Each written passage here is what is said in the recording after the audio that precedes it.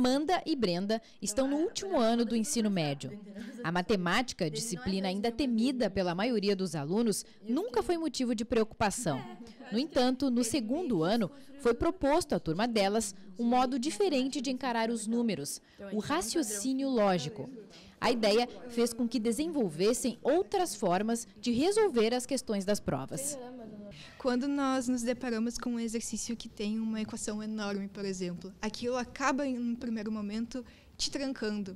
Porém, quando tu consegue analisar aquilo de maneira mais lógica, tu percebe que não é tão difícil. E talvez o grande problema da matemática seja a opulência dela. E antes eu tinha muito medo porque eu fazia as questões de matemática da URGS e do Enem, eu ficava apavorada, tipo, como é que eu vou resolver isso?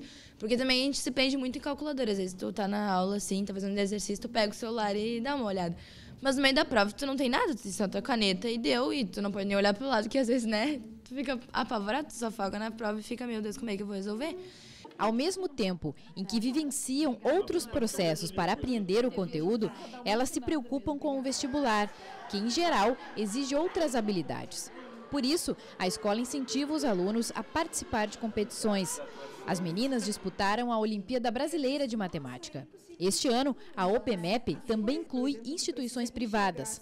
A primeira parte da prova ocorreu em junho, a segunda será em setembro. Todas essas formas de avaliações externas ou possibilidades de desafiar os estudantes a elementos que extrapolem o nosso espaço educativo e os nossos processos avaliativos, eles são vistos pela instituição como muito produtivos, tanto no processo que sirva de avaliação para os estudantes, com parâmetros que não são os nossos, e aí são de escala nacional, quanto também são espaços diferenciados do desenvolvimento da aprendizagem. Como nós não tínhamos nos preparado, a gente não estava capacitada para aquela prova. Então, uma grande dificuldade que existe no ensino da matemática é a questão da insegurança dos estudantes. Entendeu?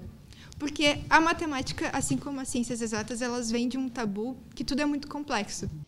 Brenda e Amanda estudam em uma escola que pensa novos métodos, num contexto diferenciado.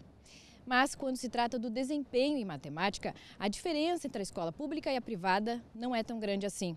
Na última edição do PISA, o Programa Internacional de Avaliação, realizado em 2015, o Brasil ocupou um dos últimos lugares no ranking de 70 países. A prova é destinada a alunos do 8º ano do ensino fundamental, na faixa etária dos 15 anos. 23 mil estudantes realizaram o teste. 70% deles apresentaram baixo índice de proficiência em matemática. Luiz dá aula há 10 anos. Para ele, é preciso que o professor torne a disciplina mais atrativa, quebrando o tabu da complexidade e aproximando o conteúdo da realidade. Pensar nas aulas, se propor ter tempo em casa ou na escola de pensar melhor nas suas aulas, problematizar melhor, trazer questões onde eles não têm uma resposta imediata, no sentido, por exemplo, que tal criar uma empresa? Ele vai ter que pesquisar, ele vai ter que trabalhar em equipe, ele vai ter que precisar de elementos da matemática, por exemplo, das funções, função renda, função lucro, função custo, para depois que eles tiverem essas informações, esse conhecimento, eles vão conseguir responder àquela situação, problema inicial. A aprovação na Olimpíada de Matemática pegou as alunas de surpresa. Agora, Brenda segue para a segunda etapa, bem mais confiante. Mas agora eu não vou na brincadeira, né? Eu já tô sabendo que eu vou ter que